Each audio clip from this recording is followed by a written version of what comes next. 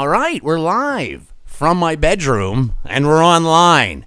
And this week is one of the most interesting conversations I'm having to date because ever since I spoke to Puff Mama, who runs the Underground at 667 Queen Street East, who has these shows that wants to educate, and she educated us about the union, right, kids, about utilizing medical marijuana and the use of marijuana just in recreation. I mean, alcohol, sugar, caffeine, all listed as drugs. I don't know whose ideas they are that put on the shelf to create one drug over another, but that's the conversation we're going to have today with someone who's a part of the entertainment industry and is going to be put into the pages. And I'm going to ask how he's doing, and I'm excited to find out.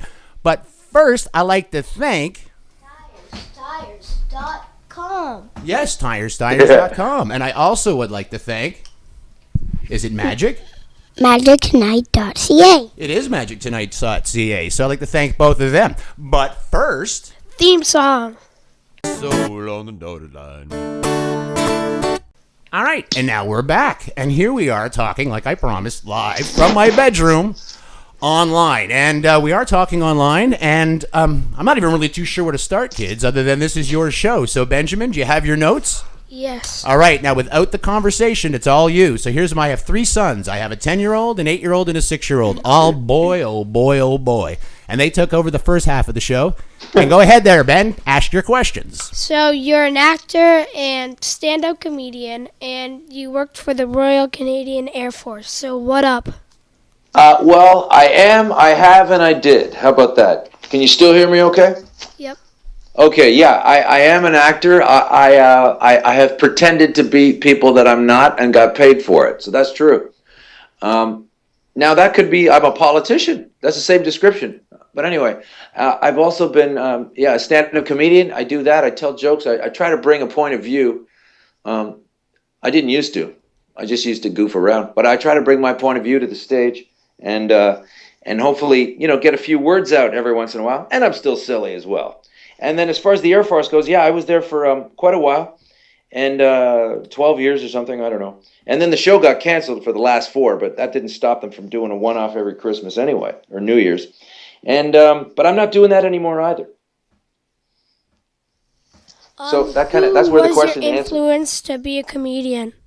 Probably all the teachers that I had to endure in school that said, stop making the kids laugh and do your work. Because I found making the kids laugh a lot easier than doing the work. So it sounds like you're pushing a rock up a hill. Why don't you just let me be funny and let these kids do the work? Okay, what was your first gig? My first gig as a comedian? Gee whiz. Well, I think the best way to answer that is to remember the great funny comedian named Kelly Dixon who lives in Vancouver. And he was a great comic that I very much enjoyed when I started in Vancouver. And he's the one who took me on my first paid gig anyway.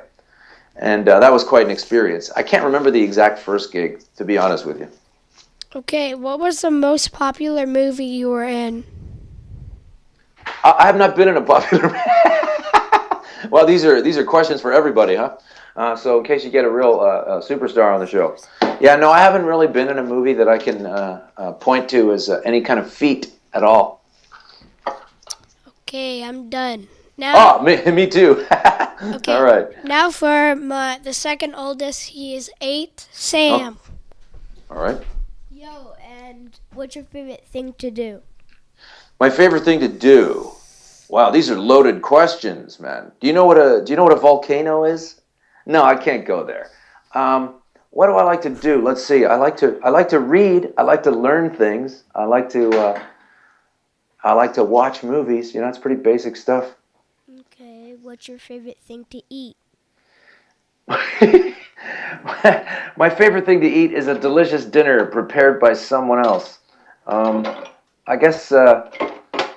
Well, I eat a lot of vegetarian foods and stuff, so a lot of people don't understand that thing. But there's lots of good different vegetarian foods. But there's nothing like a good old drippy, crazy, multi-layered sandwich when you get right down to it, controlled entirely by your own imagination.